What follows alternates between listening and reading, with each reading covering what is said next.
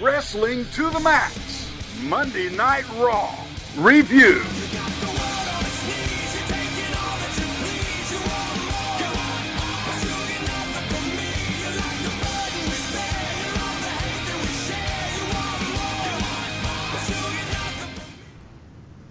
Ladies and gentlemen, welcome to Wrestling to the Max's Raw Review for June 26, 2017, and we are brought to you by W2Mnet.com as well as 411mania.com. If you want to go find all our great content wherever you get your podcast, make sure you go subscribe to Wrestling to the Max or the W2M Network if you love everything over at the W2Mnet.com family. I am Gary Vaughan. Along with me is your host for the night, Mr. Paul Leazar. Heyo. And tonight, guys, we have a very special guest. This is kind of one of those very rare occasions because the man does an extraordinary, awesome job at his own show on Monday nights. But tonight, he has an opportunity to be a part of our group tonight and just be having all this great discussions about Monday Night Raw. That man is from the Raw Reaction, the host, Mr. Harry Broadhurst. Good evening, Paul and Gary. How are you gentlemen doing tonight? Doing well, man. Yeah, doing just fine. Yeah, glad to have you to be. What's up? Also, your co-host here for another show on the W2M Network, Wrestling Unwrapped, with myself and Patrick Ketza. Yes, sir. Thank you for plugging that. Yeah, and definitely. We always plug Wrestling Unwrapped when we do our post-pay-per-view reviews. But, make sure if you do not know anything about Wrestling Unwrapped, you do now because it is a great show. You need to go check that out every Sunday night. It is a lot of fun and lots of great content from the old days that these guys are covering. All those old DVDs you have in your collection, these guys are covering them and talking about all these great matches that maybe, our show doesn't really talk about a ton of. So, yeah, definitely a great show, Wrestling Unwrapped. Don't forget that name. But, yeah, Paul, let's get this thing going. Let's talk some Raw. Yeah, let's just dive right in. They open the show with Roman Reigns, who gets his usual reaction. He comes out. He talks about how Joe made him tap last week despite a Braun interruption. And he officially accepts Braun Strowman's challenge for the ambulance match at Great Balls of Fire. This prompts an ambulance to roll on out. Roman approaches cautiously, opens the back doors to find nobody in there, and then he gets jumped from the side by Braun, who proceeds to beat the living daylights out of him. It's awesome. I'm really looking forward to this match, personally. Yeah, and what's funny about this is, it was Roman Reigns being Roman Reigns, right? Oh, you're going to like this. Y'all be quiet. And blah, blah, blah. And you get that from Roman Reigns. My favorite part is the fact that when I heard that siren, I thought Scott Steiner was in the building. And then I realized, no, it's an ambulance. And that kind of broke my heart a little bit inside. But I think overall, this ended up actually being pretty good because of the fact that if you're a Braun Strowman fan, you like to see him throwing around Roman Reigns and all that jazz. And if you do not like Braun Strowman, then you're really angry right now, and that's a good thing. So overall, I think it was pretty entertaining opening. It wasn't just talk. It was a more action. I appreciated that. I don't know, Harry, if you did. I love the action. I really enjoyed the chuck from the stage into the ambulance. I thought that was a spot that they probably should have saved for the match itself, but I thought that was very well done. As far as the interactions between these two go, both of the two matches that they've had on pay-per-view already so far have been very good, to my surprise. So I'm looking forward to seeing what they can have in a match that traditionally kind of constricts its participants. Yeah, I mean, these guys, as you just said, they've had really good chemistry in all their matches so far. I have to think that with this essentially probably being the match that decides who's going to face Brock Lesnar at SummerSlam, that they're going to go a little further than maybe they've tried to before. We've seen some decent ambulance matches before, but I'm hopeful these guys can kind of break the mold. Yeah, and it should be because of the strength involved in this match, right? I mean, sometimes we've seen some ambulance matches where, they're okay, but they just don't give you everything you were expecting. You were expecting a lot more violence or more risk-taking in that match, and it's just not there. I think with these two guys, you can expect a little bit more. I don't know. It depends on how they make us feel on that go-home show. But right now, I kind of feel good about it. And I love that little Braun Strowman situation where, he gets angry enough and does chuck Roman right into the side of that ambulance. It makes me a little bit hopeful for that match. Mm-hmm. Two things to touch on here real quick. One's to follow up on something you said earlier. The second one is kind of my hope for this match. The first one is if you want to hear Scott Steiner's Sirens, watch a Slammiversary this Sunday. Yeah, exactly. And you'd be one of like 4 people ordering it. So by all means. I don't know who said anything about ordering it, but yeah, order it. And then the second thing is I kind of want to see them go like the Mike Awesome WCW route for the finish for this ambulance match. I kind of want to see Braun put Roman through the top of the ambulance. Okay, kind of like what we saw with Ryback, right? Right. And Cena? Yeah, the ending to the 3 stages of Hell match from Payback 2013. Yeah. So, and that honestly, that's what I mean by strength. I could see things like that happening. I would even love, and no, not really plausible unless they can rig it. Yeah, that they can make this happen. I would love to see Braun Strowman either throw him to the side of the ambulance or to those back doors. So, one of those things to happen where it's built the right way. We have seen Strowman go through the door himself before, so it's entirely feasible that the door could come off again. Mm-hmm. Yeah, or they rig it to where he rips the door off. Or overall, something. though, go ahead. Yeah, I would love that. Just hitting him. Or yeah, that'd be awesome. With the door, that'd be great. Lots of hopes for that match. Let's go ahead and fast forward. To kind of put.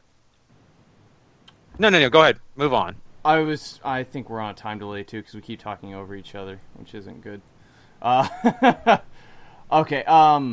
Moving forward, the women also they're the majority of the show essentially. They have a gauntlet match tonight to determine the number 1 contendership. They take turns drawing numbers throughout the evening, which get little segments with Kurt Angle. Nia Jax gets number 2, Bayley gets number 1. Nia runs through the entire field essentially until Sasha Banks comes out at the end and ends up making her tap out to the Banks statement. They had me thinking they might let Nia go over at the end here, so props to that for sure. But this match was just sort of there for me. Like, pieces of this just existed purely for Nia to crush somebody. Looking at Dana personally, but I thought this was okay. I mean, I'm not overly upset with what we got at the end.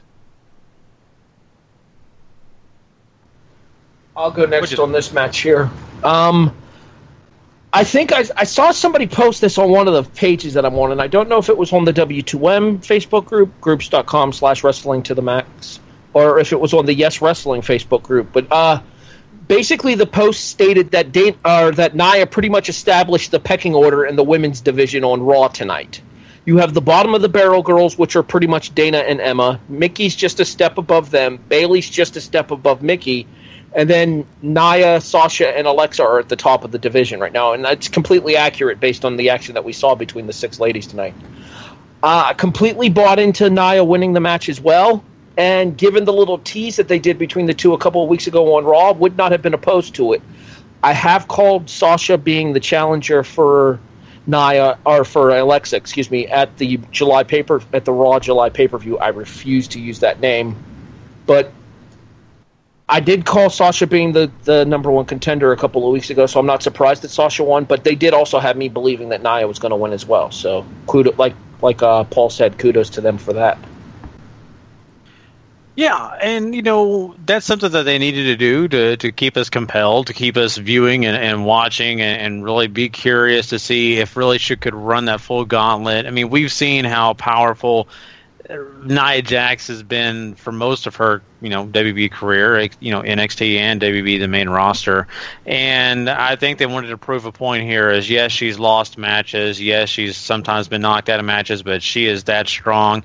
So they really put her over in that situation. But I think with Sasha Banks, this is kind of weird for me, even though I don't think it's a bad idea for Sasha Banks to win this match at the end here.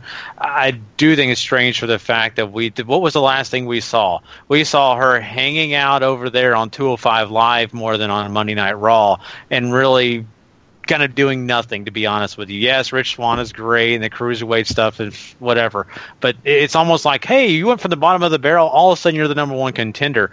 I don't know. I'm not sure that I love that, but it is what it is. I just hope that they actually make this mean something at the pay-per-view where, you're going to have two, I think, pretty great talents for what they're worth in this match, what they're going to have at Great Balls of Fire that Harry won't say. That's fine. But I don't know, guys. I mean, I'm okay with it, but there's still something that's weird about it to me. I think it suffers a lot from Raw's women division being sort of poorly booked. I think maybe since Bayley won the championship almost, in that challengers haven't really been built up so much as just shuffled into a place and then hoping that the feud can build up to whatever, and then they had Alexa and the Shuffle come in, and that sort of messed things up a little bit too. And I still think they're trying to find their footing with who they want to, what they want to do with who, and how all that's going to work out for them going forward. And I mean, the big axe hanging over their head is Nia, because they obviously, you got a picture of what they want to do with her tonight, right? She's the monster of the division, she's all this other stuff, but they don't want her near the title picture right now, because I still think they want to do Sasha and Bayley at SummerSlam this year, and I think that's where this is going to end up going by the time we get around to SummerSlam time. So trying to figure out where to put people for them, I think, has been the most difficult thing for them. And as Harry mentioned earlier, I think this match establishes a pecking order for sure. It does, but that brings a question for me to both you guys, and that is, now that we've seen Sasha kind of go from doing not a whole lot to all of a sudden being this number one contender, how are we going to bring Bayley back to the point where people are going to care and really believe that she's worthy of having that match, especially if, let's say, Sasha Banks ended up the champion, right? So they've got to get to that point. I think SummerSlam is so quick. It's not that far in the future for us. That's what worries me. Go ahead, Eric. Would a potential refresher of the Bayley character by having her turn on Sasha be something that you guys would be interested in seeing? Oh, I think that's a fine line, because they've been all in on the face part for her, and I know it hasn't necessarily worked out on the main roster, but we've never seen her work heel. I don't know if you want to try to do something cute like that going forward. I think Sasha makes more sense going heel, because they have teased that for a while. It's just hadn't gotten paid off yet.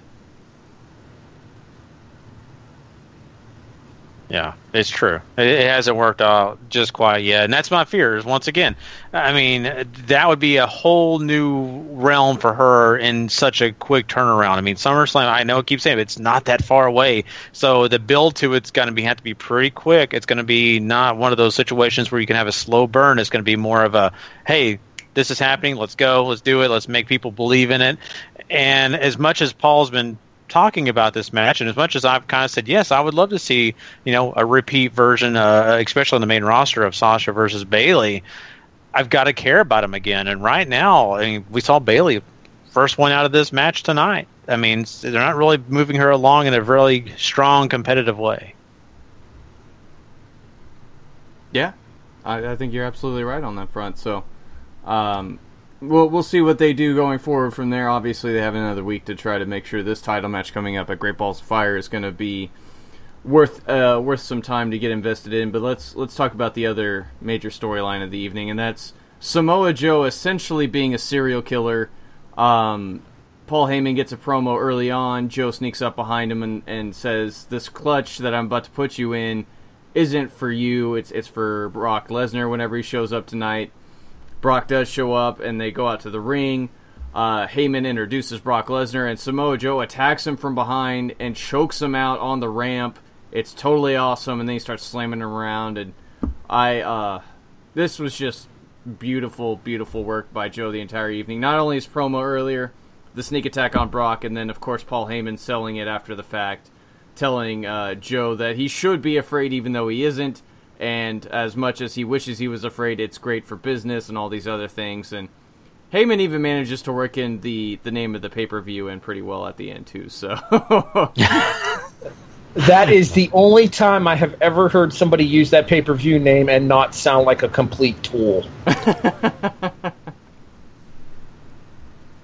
Agree with that. I definitely agree. Man, so this is something I've really loved, and really, honestly, this is the one thing on Raw I can say I look forward to, and something that I feel like they've done pretty well by both guys, honestly. Brock Lesnar, to an extent, yes. I mean, he hasn't really been on Raw. He's been on one, I think maybe two since this whole thing is gone. I think really just one. But at the end of the day, it's really about Samoa Joe and making him look good, because he's the guy that's kind of unknown. Only just, a little bit of here and there, and then making him look like he's the Destroyer, but just not the Destroyer. This is making him look so much like the Destroyer. This is making him and his, Coquina Clutch look so dangerous, and they are putting that over so much. You gotta love it. So I am thrilled about this. I think that they're working pretty well with both guys on both fronts, and that's very important, especially a main event at a pay-per-view that maybe we consider it is a B pay-per-view. I think they're doing an excellent job with that, and I think they did a good job here tonight.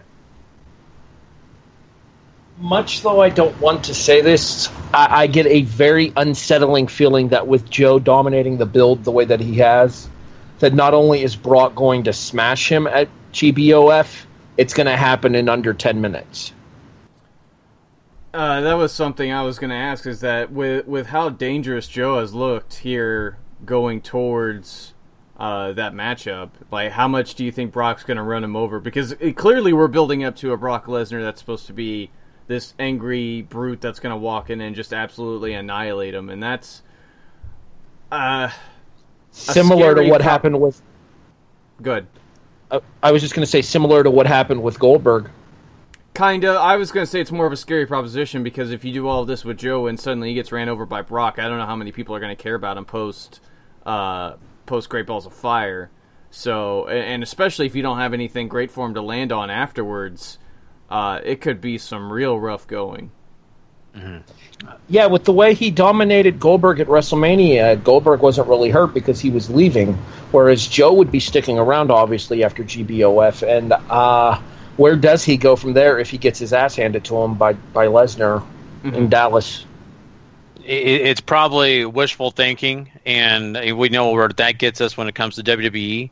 But from my point of view, I look at this as being something where they can play to the 3 to 5 minute mark with this if they really want to. Of course, a lot of that will be standing around. A lot of that will be them gesturing to each other, things like that. But I think they could give Joe a little bit of an opportunity to tease it, to get the clutch on, and then basically Brock, breaks it, finds a way to get the upper hand in the match, and then maybe 2 F5s, it's done.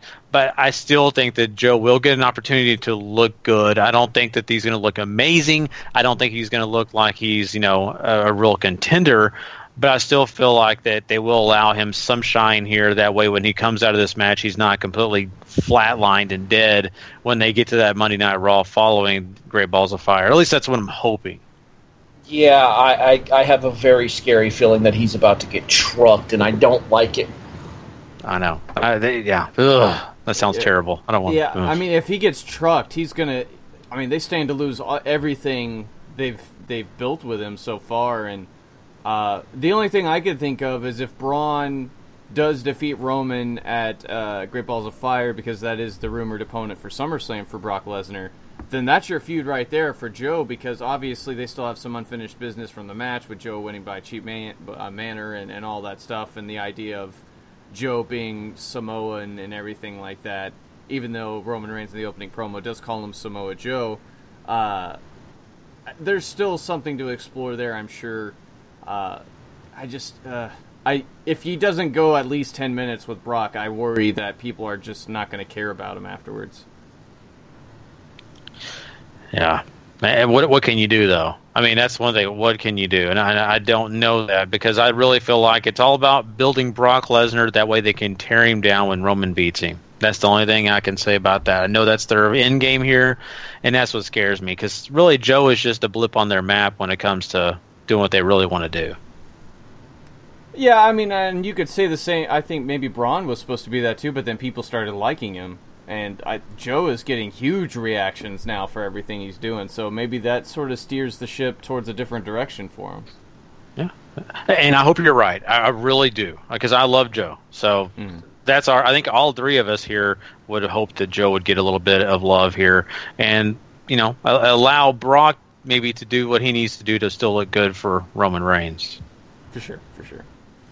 So let's talk about the other big thing that ended Raw last week, and that's Enzo and Cass having their falling out. Enzo comes out, cuts a really solid and I would say even very good promo, trying to get Cass to come out and so they can talk and everything like that, and he does. Enzo keeps on going. It maybe goes a little long, and he does repeat a few things a couple times, but that's okay. Cass seems to want to play ball. He apologizes, says he felt awful about what he did last week. They hug it out. They walk up the ramp together. They raise their arms. And then Big Cass turns on Enzo again and just runs him over with a huge lariat. And then press slams him across the entry ramp in just something that looks absolutely painful. And sort of beats on him a little bit more before he walks away. And then he even confronts Graves about revealing the footage and everything last week, which I thought was a nice callback. So, I thought this was really solid work from both guys, personally. Yeah, I'm right there with you. I think that they did a pretty sweet job of really conveying the message of, hey, there's a lot of emotion involved. There's a lot here that, maybe you guys, fans at home didn't want to see happen, and they teased it, right? They teased us and made us, feel like, it's a possibility. But I think a lot of us that kind of pay attention to this business kind of saw this coming from a mile away. But that's okay. I love the tease of, the fans are going to get what they want. It's going to be back together. The band's getting back, and they're going to be doing some great things in the future. And then, bam, it didn't take very long for our hearts to be broken again. I think that was good. I really don't know still that I'm excited about this feud, only because we all know which way it's going to go. I think you see the finish a mile away, too. There's no way Enzo beats Kaz. It's just not possible. And I'm also appreciative of that callback also, Paul. I mean, I think it was great that he did address Corey Graves. And the fact that he also addressed it, Kurt Angle told him he couldn't do anything. Because I think a lot of us were thinking the same thing. Why don't you just go beat Corey Graves down for doing that and, revealing it? So I think solid work in this little thing here, even though I think the future kind of looks weird to me. Harry? As I mentioned while we were talking in the queue getting ready to do the show here, I mentioned that my traditional reaction co-host Tony was at Raw tonight. He was there with his girlfriend, and by the time that the reunion was done, he said that she was really emotional. And then when Cass turned on Enzo again on the ramp, she almost started crying. I think it works with the casual fan that has had a vested interest in Enzo and Cass.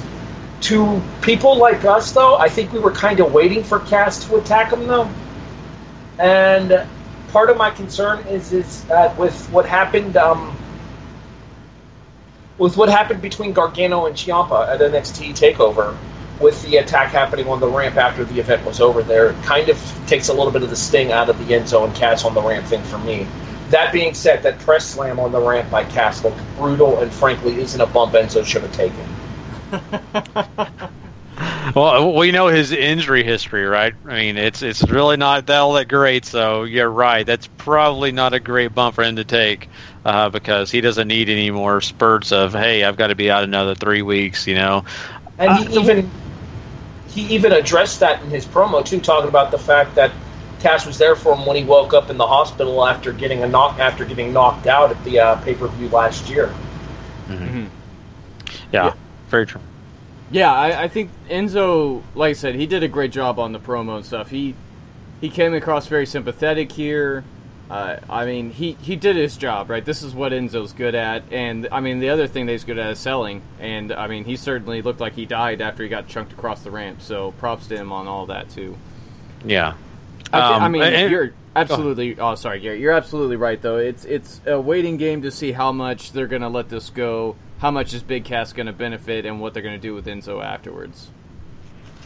Enzo's headed straight to 205 Live. Oh, boy. I wish I was kidding when I say that. I legitimately think he's headed straight to 205 Live. You know what? I mean, if it happens, I don't consider it really a bad thing. And why is because he doesn't really hang with anybody on this Raw roster. He just doesn't. I mean, I think the only guy, him and Kalisto, really could, mix it up maybe. But besides that, he's just not the kind of guy that's going to overcome the big men that they have on both SmackDown or Raw. Really on Raw, though, because that's the land of the big men right now. I think what we've got going on here, though, is something that I think people are holding on to, especially casual fans just watching Monday Night Raw. I think that they do have those emotions of, man, I really miss, Enzo and Kaz, and I really want to see Enzo win and Enzo be, doing all these great things. But reality really doesn't put him in that situation. And I hope, if he does go to 205, they do allow him to do things that are, successful, not just kind of put him in the mix and say, hey, you're like Lince Dorado. You can just hang around, lose, and hey, there you go, guy. Enjoy the, the view. And I want to say because Harry mentioned it about, the NXT and the fact that they're kind of playing off something off that brand. There's a lot of people that don't watch it, and that's one thing that's kind of sad, and I really honestly wish more people watch NXT, but I think maybe it's a good compliment to what they're doing in NXT if Raw is kind of copycatting them a little bit here, only because of the fact that, us folks that do watch NXT thoroughly enjoy it for a reason, and if it's coming to Raw, I'll take that if it makes the show better. Yeah. Go ahead, Harry. I was just going to say the other thought as far as Enzo goes too. I can see two things happening. I mentioned the 205 Live thing, and I think a lot of that has to do with the fact that I think 205 Live, the biggest complaint behind 205 Live is that there hasn't been a lot of relatable personalities on there. There's a lot of flash in terms of in-ring ability, but there aren't a whole lot of people that connect with the crowd. I think Enzo would perfectly fill that void. The other option, too, is for him to team with another 7-footer in the Big Show. I think both are good options. Yeah, I think the team with Big Show makes more sense, though. They need tag teams. I don't know if Enzo's necessarily going to fit in with what's going on 205 Live. Even though I do agree with you, I think he'd be a great personality for people to get attached to. There's just no way he can hang with people that are on 205 Live, and he's already kind of exposed with people in the tag team division already, and that's not to take away from the caliber of wrestler that's in there, because there's some great wrestlers in there, but I think when you look at what they do on 205 Live, it's much more flashy. Enzo is not flashy at all, so I would wager the tag team with the Big Show makes more sense, especially because I think it's a great way to keep both of them in the limelight, and they're very entertaining together and all that stuff. Yeah, and also Enzo would be a great manager. Even if one day he turned heel and said, "You know what, Kaz, you were right about everything. I'm just going to back you up. I'm always here for you." Even if that's way down the future, maybe that's 3 years from now. I don't care. I could see that being a part of maybe something going on down there. But I think a manager role or tagging with Big Show, all those are great options. Manager's such a lost art in wrestling these days too. I mean, the only real manager per se in the WWE these days is Paul Heyman, and even that's not so much a manager as it is, as he said himself, he's an advocate. Mm-hmm. I air quoted like anybody could see me. Yeah. I mean, Titus O'Neil is on that verge and giving that. That's fair.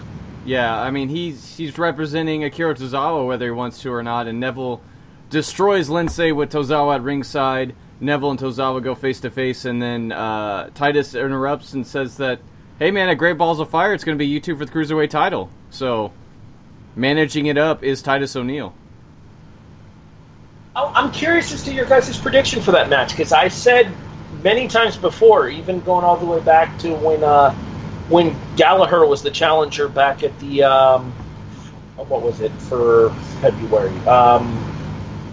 Oh boy, is that No Way Out? It used to be No Way Out. No, it's the one that used to be in December. Or Roadblock? No. I don't even remember. All right, I'll Google search it, or somebody listening to here will correct me in the comment section over on W2Mnet.com. And Fastlane. They'll tell me. Thank you. I said back when Gallagher was the challenger for Neville at Fastlane that I don't think Neville's dropping the title until he faces Akira Tozawa. Mm-hmm. I don't like the fact that it could happen at a big pay-per-view, though. I think giving these two the stage at SummerSlam with the Cruiserweight title would be a great way to showcase your Cruiserweight title, but at the same time, it's a match at Great Balls of Fire that I think should have a lot of interest and a lot of entertainment value. Yeah, definitely, and the entertainment value is for sure there because of not, Tozawa's great, and he does his own thing because he gets over with just, making a simple ha ha ha sound, with his throat and all. But I think also for the fact he's very likable. He's a guy that people kind of pay attention to. Neville's such a great heel. I think that brings a lot of eyes to this feud, and that's a great thing for 205, if you ask me. I think that's something that's really kind of lacked. Really, no one has really bought into some of these feuds, even though they've been kind of good at times. Just no one has really cared so much about them. And then, on this other part of this, when you got the Titus brand mixed in with this, I think it also adds a little bit of something else, where Tozawa really can't give you a lot on the mic. You can have Titus O'Neil talking the trash and doing all that. And especially when you have Tozawa win the championship, that's going to be even more fun, because I could only imagine how Titus is going to act when someone of his guys is a champion. That's going to be kind of fun, if you ask me. Yeah, I was just about to touch on what you just said there in regards to Titus. Who would have thought that the most entertaining character on 205 Live right now would be Titus O'Neil? Yeah. And I don't mean that as a dig either. I mean, Titus's work with Titus Worldwide, as it's now known, has been very entertaining. Mm. As long as they keep him the hell out of the ring. I think a tag team with Apollo Crews might be in our future going down the road some too. But at any rate, first off, to address what you said earlier, Harry, if somebody's going to be at Great Balls of Fire, you can stuff it about them not doing this at the pay-per-view. I'm psyched for it. So, no arguments here. I would be psyched for it too. I've never had the opportunity to see either man live, and they're two of my favorites, which kind of sucks for me, but it's pretty freaking awesome for you. Yeah. Secondly, I think Neville's probably still going to end up winning it. I think the Titus brand stuff is still sort of in flux about whether Tozawa's there or not. I could see the distraction stuff that's plagued Apollo Crews so far, also plaguing Tozawa here, and Neville taking advantage. So, and plus I'd like it to be a bit more built up feud-wise for a Tozawa to take the championship. So, at any rate, I am excited for the match. I think the Titus brand stuff has been relatively entertaining, and sort of Tozawa on the same road that Apollo sort of is about, well, I don't know if I want to be here, but you're getting me all this stuff, so maybe it's not so bad. Buy or sell Tozawa being the one to take the title off of Neville? I'll buy it, not at Great Balls of Fire, but I'll buy it later. I'll buy it too, just because I don't know of anybody else on the roster on 205 Live who's built up enough as Tozawa is to take the belt off of Neville. The only other person that possibly comes to mind for me is Cedric Alexander. Yeah, and it seems like they're still building him up for something down the road, too. Yeah, if they could just freaking get him away from Noam Dar. Please. Yeah. Oh, God. For Jesus. The love of God, yes. Anything at all to do with Alicia Fox.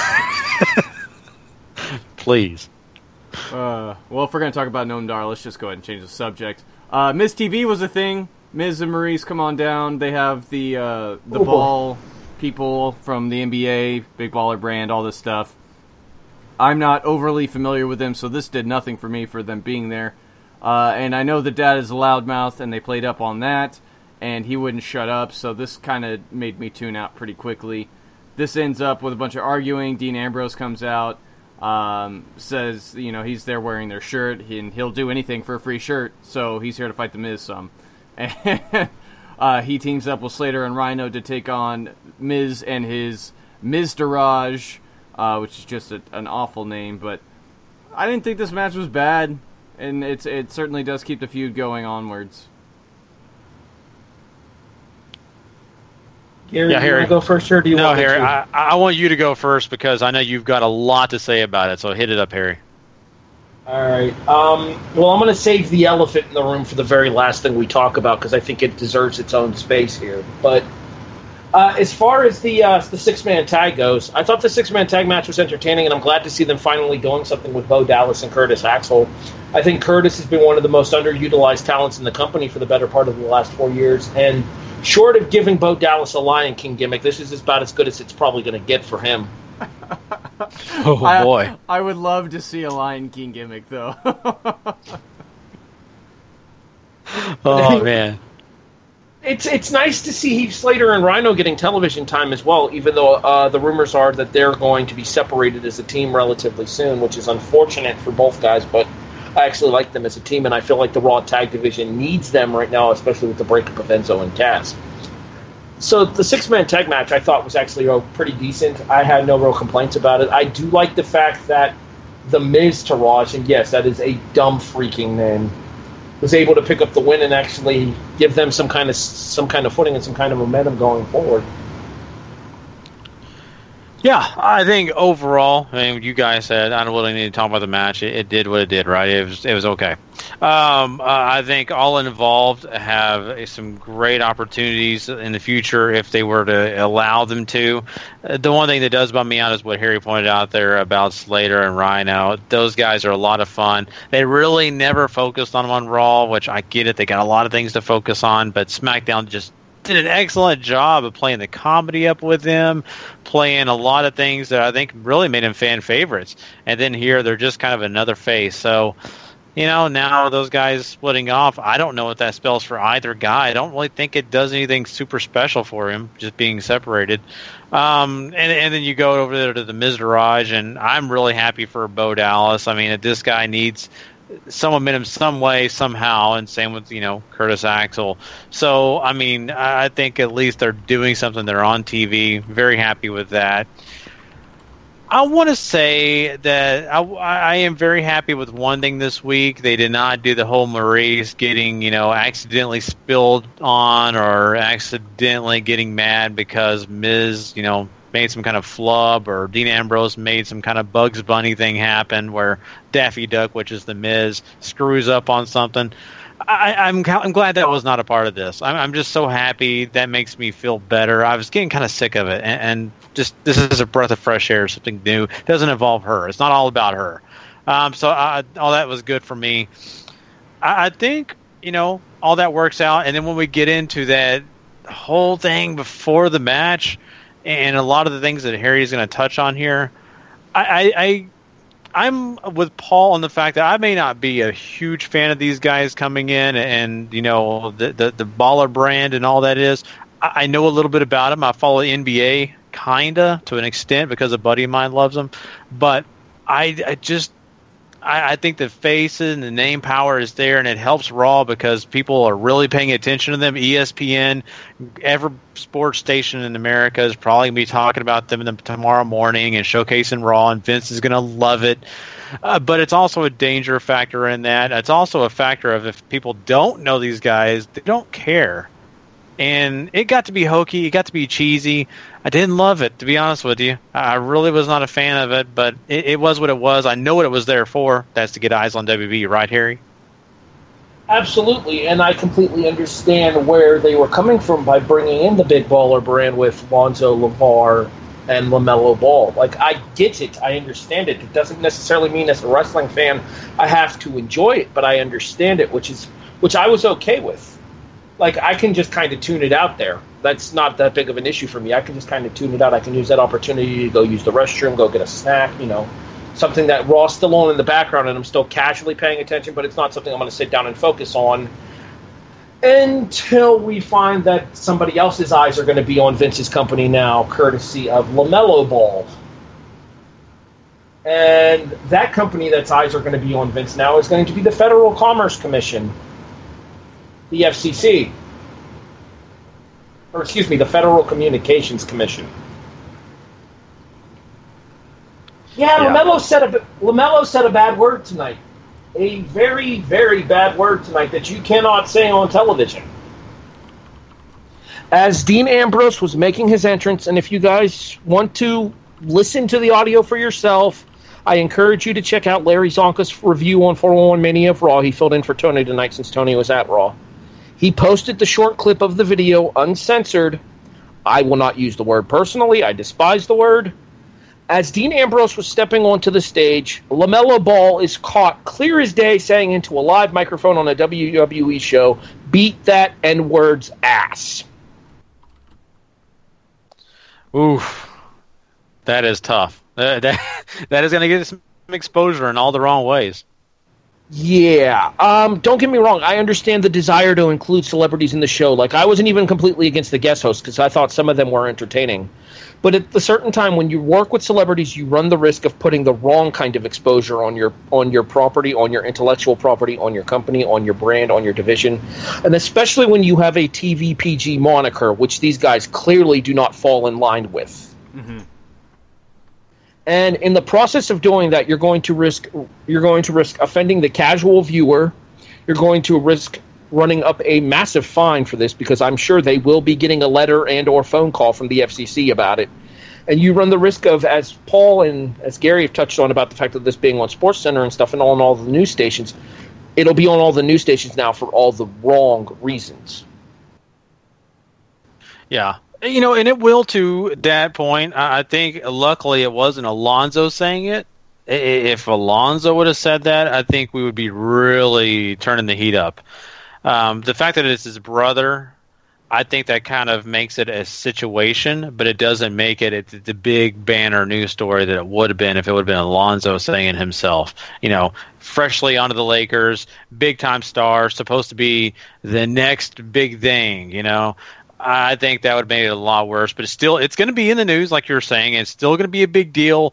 People are going to be making debates about it because, you know, let's be honest, that word, it's just a debate in general. And there'll be thoughts of, hey, he's allowed to say it. There'll be thoughts of, no, he's not.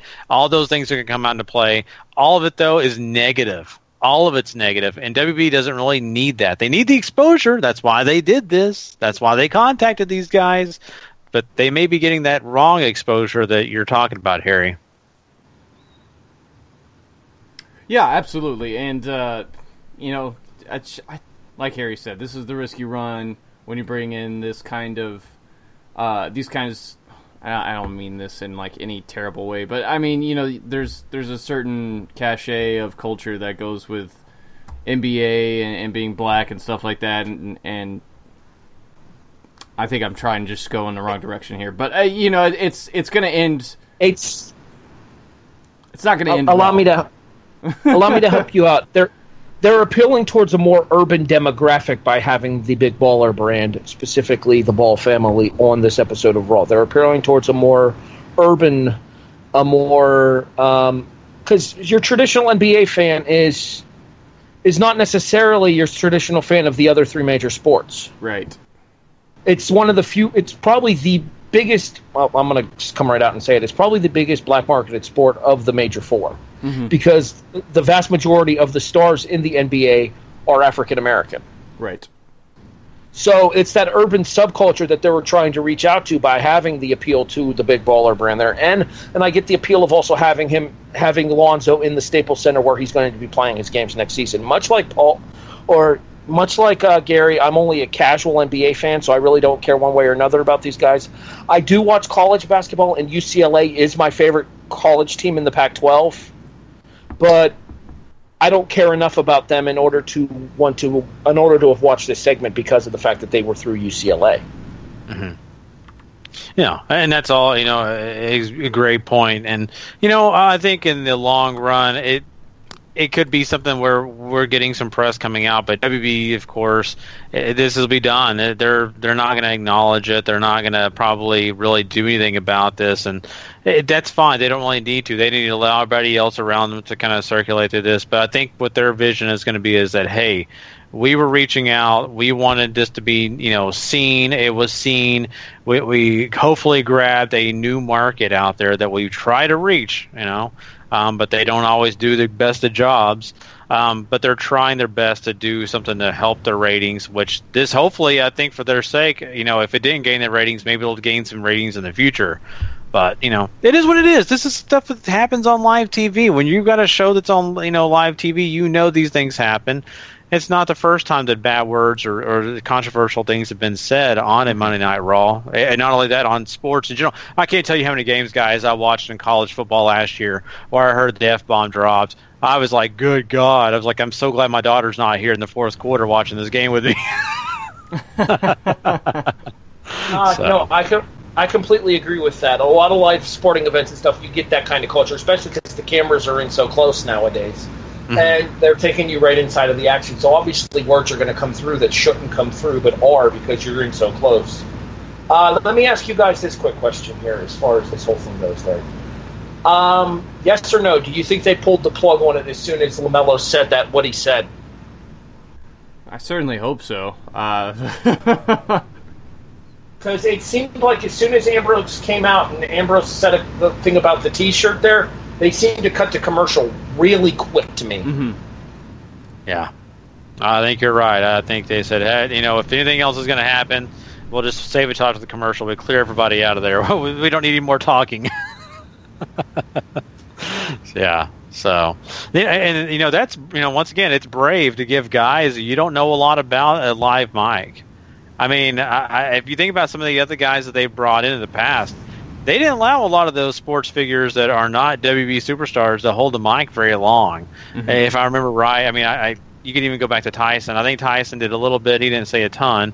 Mayweather, I know he talked a little bit, but not a ton. And I think this is kind of the reason why, because you don't know. And I think here they got really brave. I think they really felt like they wanted that big Sports Center, thing where they had the daddy who talks nonstop. They wanted to see him. They wanted to focus on him because that's what he's been, right? The big news story, talking all this trash. Hey, let's do it on Raw. This is the scary part about it, though, when you do it. So, absolutely. Let's go ahead and move on a little bit here too. Kurt Hawkins shows up and essentially jobs to Seth Rollins. Bray Wyatt gets a promo. It's the same old, same old. They're going to face off at Great Balls of Fire. Does anybody care? Paul, I am definitely not a person who cares. And this is so sad. I'm not even going to... Paul knows my feelings about this. I don't need to tell Paul, and I don't need to tell our listeners what I feel about this. I'll just say this, Harry. I hold Bray Wyatt in my heart. That's the only place he's at, though. I mean, honestly, I could care less what Bray Wyatt's doing. I don't care about Seth Rollins. He doesn't make me scared. He doesn't make me happy. He's just there.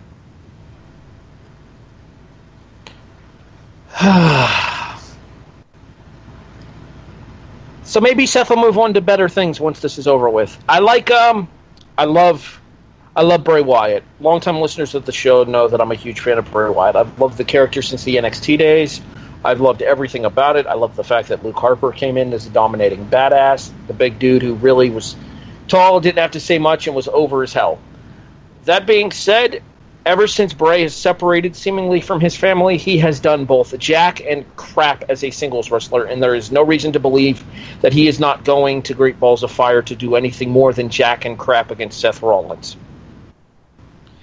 Yeah, I don't think that you missed a beat there. I think it's exactly what we're talking about here, and they have just done such a terrible job. If they're wanting us to even care about this, they're not really working that hard. It's almost like they're like saying, hey, guys, let's just do the same thing week in and week out. We're not even going to try. Seth, you go to the ring. Bray, you sometimes go to the ring, but we really want you on the video screen. We want you on that Titantron to kind of spill out your jargon, the same thing you say pretty much every week. Just change it up a little bit, and hopefully people are going to care. And you know what I love more than this? And it's kind of weird to say this, but I love the whole thing we're going to talk about later with R-Truth and Goldust. I love that stuff 10 times more than I even like this. And I'm supposed to love this more than I do that. 100% agree. So That's bad, though. That's terrible to see that, though, man. Yeah. I mean, the fact that we care about such a low card feud over what's supposed to be probably their second biggest feud in the company right now. Mm-hmm. At least on Raw, for sure. Yeah, and right. It's just it's just not happening. Like it's uninspired, paint by numbers, doing the same thing. Like this is everything wrong with WWE creative. And I guess with all the energy maybe going towards Joe and Lesnar, they just got nothing for these guys. It's just like, hey, go over here and do this. We'll come back to you later. It's really unfortunate. Yeah. Don't get hurt. Don't get hurt. We'll use you eventually. Right. Exactly. But let's go ahead and talk about that. Yeah, Seth Rollins, it's kind of a tough deal. Yeah, absolutely. Let's go ahead and talk about that Goldust R-Truth stuff, though. Goldust gets another awesome promo talking about how he's going to put the finishing touches on his masterpiece going into this match with R-Truth tonight. Goldust comes out. He has his own cameraman with him, also dressed in gold. This whole old school vibe to him that if you've been with the WWE since the mid-90s when Goldust first came in, you're probably salivating because this is awesome. Truth comes out. He looks all business. Goldust uses the cameraman as sort of a shield and then attacks Truth and just beats the daylights out of him. The match never gets started, and I kind of dug this, honestly. I thought this was really cool. I love old school Goldust. He's one of my favorite things. He's what got me into wrestling almost, and boy, this was great. Paul, I can say with about 90% certainty that this is going to be your WWE Network pre-show match at Great Balls of Fire. Yeah, you're probably right. And I am 100% okay with that. Mm-hmm. Do I think they deserve the spotlight of the pay-per-view? Yes, I do, because the work by both guys in the build-up to this feud has been excellent, and some of Goldust's best work in a long time. But that being said, R-Truth has more than held his own in this build as well, because he is a bad mother. Shut my mouth. Mm-hmm. Gary, your thoughts? You know, I'm right there with you guys.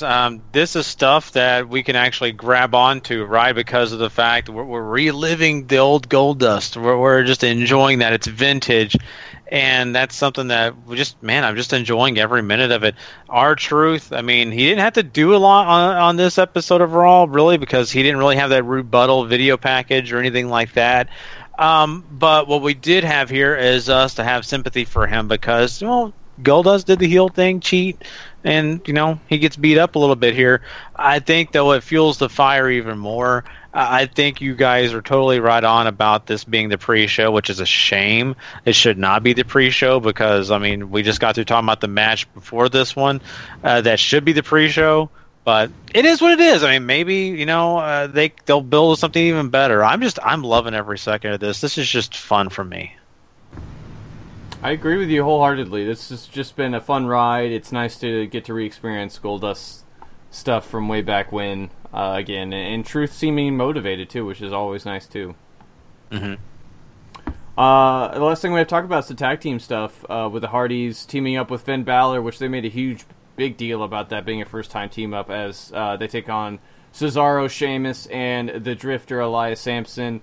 The heels were going to do a little ditty, but the Hardys interrupt them before they can even sing the song, which I was kind of bummed about because I wanted to hear that. But they have a great match. They get almost 20 minutes here. And the Hardys and Finn Balor end up coming out with the victory after a coup de grace on Cesaro. I'm curious what they're going to do for the pay-per-view with the tag team titles. To sort of try to put a finishing touch on this year, because it seems like where this is going. And maybe Finn wrestles Elias at the pay-per-view. I don't know what they're doing with Finn, really. He's just... Like, we kept talking about, Gary, how Sasha Banks was sort of just been given busy work. Sort of feels like what they're doing with Finn here. Yeah, it really does. And I guess it's fine, especially since they can't focus on him. I think he really needs a focus, and they really need to kind of center on something for him for us to start really, allowing us to get back into that whole, I love Finn Balor, he's so great, all that great stuff we used to say.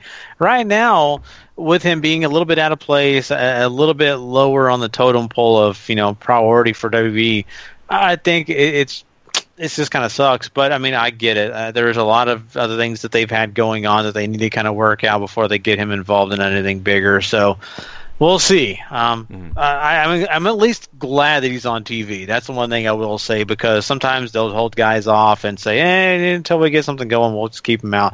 At least we're seeing Finn Balor, and at least we're seeing some of these other guys involved in this, and I'm okay with it. The match itself was, good. All the guys did a quality hard work in it. I think it felt pretty good.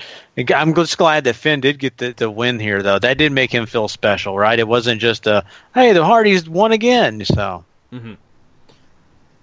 Am I the only one sitting there watching this match thinking, oh my god, how great would a Balor-Cesaro one-on-one match be? No, you were not alone in that. I really loved their sequences together. And Cesaro's always proven that he works well against smaller opponents, so I think maybe having Balor, since they don't seem to have anything for him in the upper card right now, maybe having Balor find another kind of drifting main upper card talent level guy to go after the tag team titles might not be the worst idea either. And as I say that, the name Seth Rollins pops to mind. Boy, would that be an interesting pairing with the history they have. But I don't know. I like Finn at the top of the card. I mean, I think I'd be almost more interested in Finn feuding with The Miz going forward, honestly. But well, they kind of teased it, and then they didn't go anywhere else with it, and I was curious as to why that happened as well, because they really started that very quickly. Mm-hmm. I wish I could tell you. Yeah. There's a lot of ways that we could take him. I think Finn has a great situation in store for him. But there's a lot of guys on Raw, and even if we were to talk about the other brand, that he could just have these excellent feuds with, and we could have a lot of fun seeing where they would take him going through. Maybe if it was a mid card title or even the top title. I look at him and say that he's a guy that we've got to get back in that limelight if people are going to care.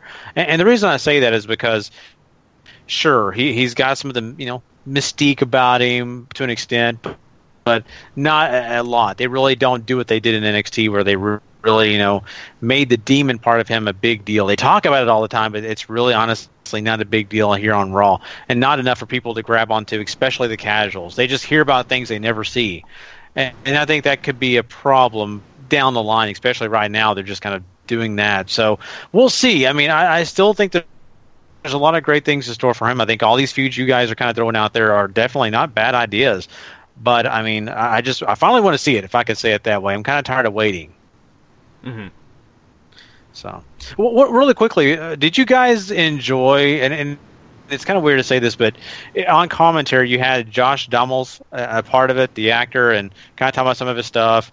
It was kind of weird. The match was fine, but it was kind of weird too. Half of this was just about the movies and what's going on in Hollywood and what's going on with his career, which I get, that's the point. But it was kind of like, wow, this is everything we're used to, right? Them talking about everything but the match.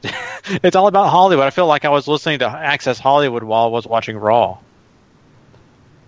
I kind of appreciated that Josh wanted to talk more about the wrestling that was going on in the ring than anything that was going on in his career.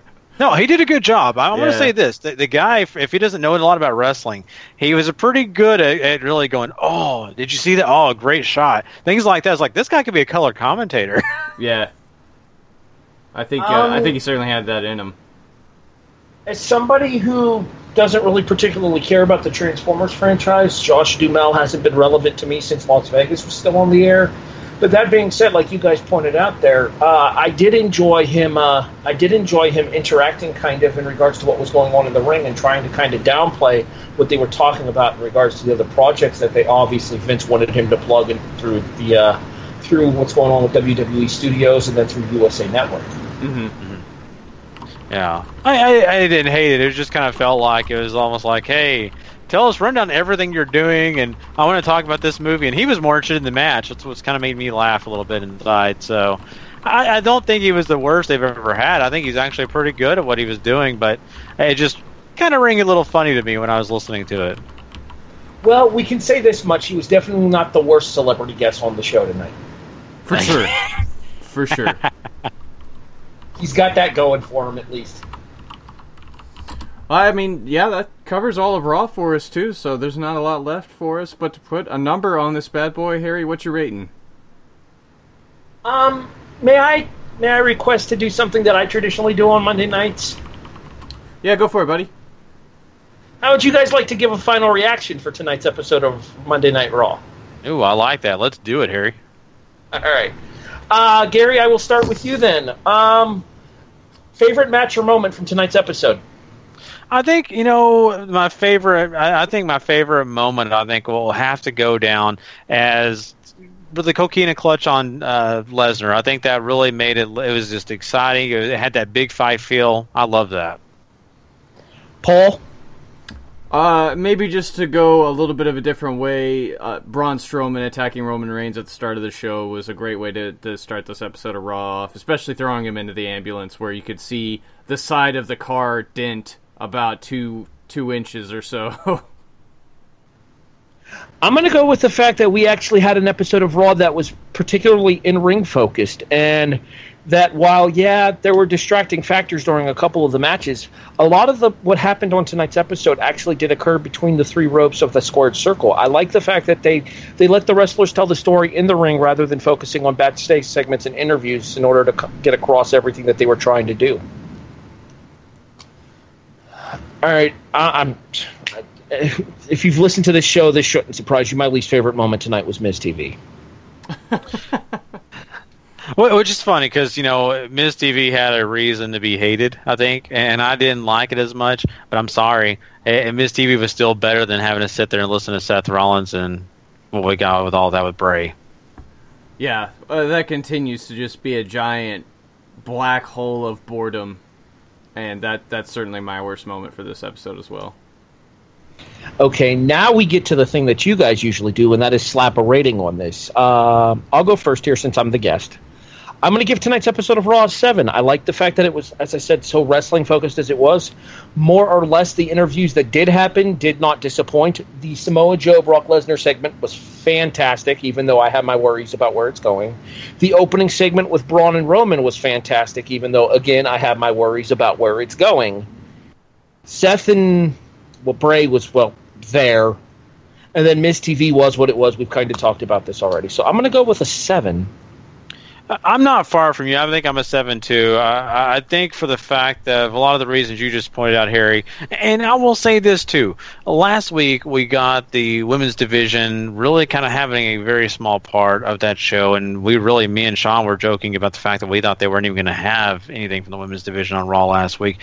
And this week they may not have been, they were a focus, but sometimes they didn't feel like they were the biggest focus. They still got a main event, and a main event that actually had a point to it and it mattered. So I think that added on makes my rating a little bit higher. So I'll go with 7. I'm right there with you guys on the hat trick here. Let's make it a 7 all the way around. Samoa Joe and Brock Lesnar continue to be the reason to watch Raw. If you're into what's going on with Roman Reigns and Braun Strowman as well, that's also been great. There's some good wrestling on this show too. The 6-man with the Hardys and Finn against Sheamus, Cesaro, and Elias was pretty good. And I personally enjoyed all the stuff they did with the women this week, even though the wrestling wasn't as great as you might have wanted it to be. I think the booking and how it all carried out went down very well. So there is that to at least look forward to as well. And now Nia can't take to Twitter and complain about the fact that the entire women's division's not being used. Yes, the golden cherry on top of that sundae for the WWE this week is that they have shut up Nia's Twitter. Yeah. All right, the last thing that we do for the final reaction is an MVP. Who do you think was the standout performer for tonight's episode of Monday Night Raw? Now, the joking part of me wants to say The Miz for having to carry LeVar Ball's ass, but the real part of me is going to go with Paul Heyman, because not only was Heyman excellent in the promo that he did backstage with Charlie Caruso, the ending promo that he did after the Joe Lesnar attack was some of the best promo work I have seen Heyman do recently. And given his body of work since he's come back in 2012, that is saying something. What do you think, Paul? You look at this show, and I think every week for me since they started this feud, it's been Samoa Joe as the MVP every week, and I think he continues to do that. As great as Paul Heyman has been, Joe has, I think, absolutely hit the ball out of the park with maybe some of his best promo work of his entire career, as well as, I just, he might be the first person, maybe since, depending on how you felt about Goldberg being a threat to Brock at all, it's the first one that at least is full-time WWE star that feels like a threat to Brock Lesnar, and that is something I think should be lauded and applauded for here to the end of the world.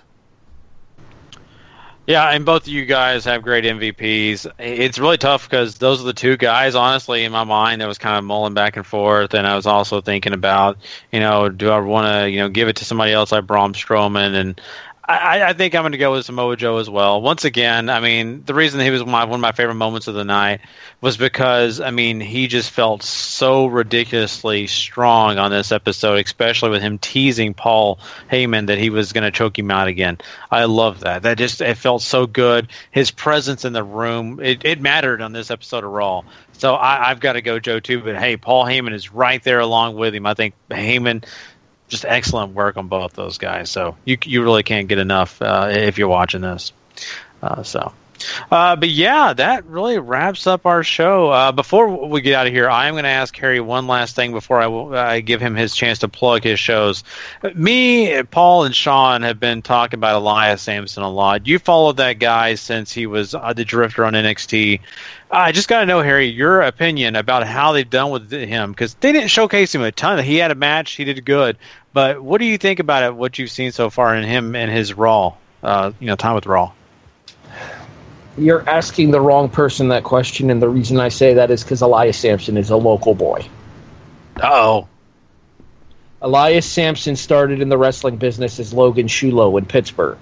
Pittsburgh is about an hour from where I live. I had an opportunity to interact with Elias back when he was Logan, to get to know him, to talk to him at shows and stuff, and to see the kind of guy that he is in addition to the kind of characters developed. From specifically a character perspective here, I think the work that they've done with him since his call-up has been really good, actually. I like the gimmick.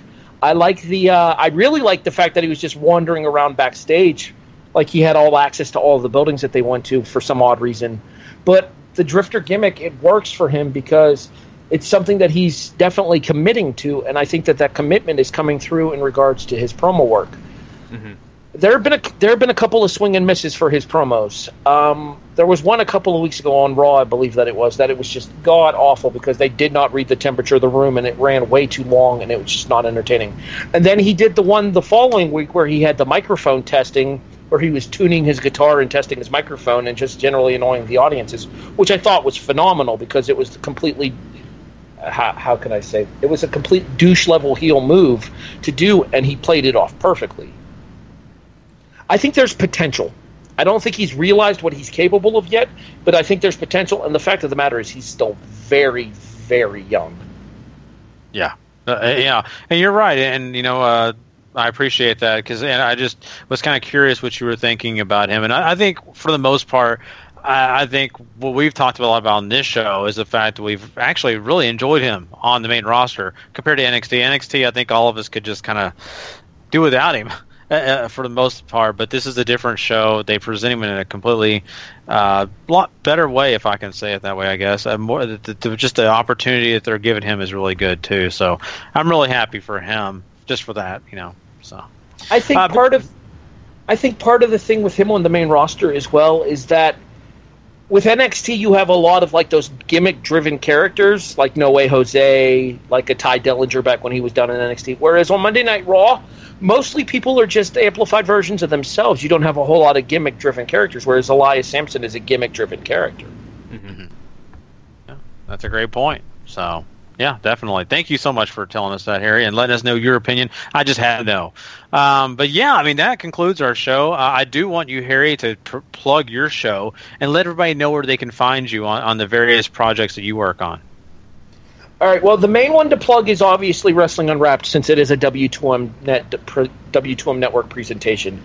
And this Sunday, Patrick and I go back in our Wayback Machine to 2014 and the launch of live events on the WWNs. Monday night at 11:30 p.m. on ProWrestling.biz Radio, a presentation of YesWrestling.com. There you go. That is Mr. Harry Broadhurst, man. And thank you so much to Harry for joining us tonight.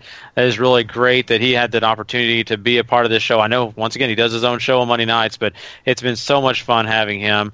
And, of course, if you want to come find all of our great content, make sure you go check out W2Mnet.com. It's a wonderful website. It's a place where you can go just to delve into the world of wrestling, because we have various podcasts involving wrestling besides our own.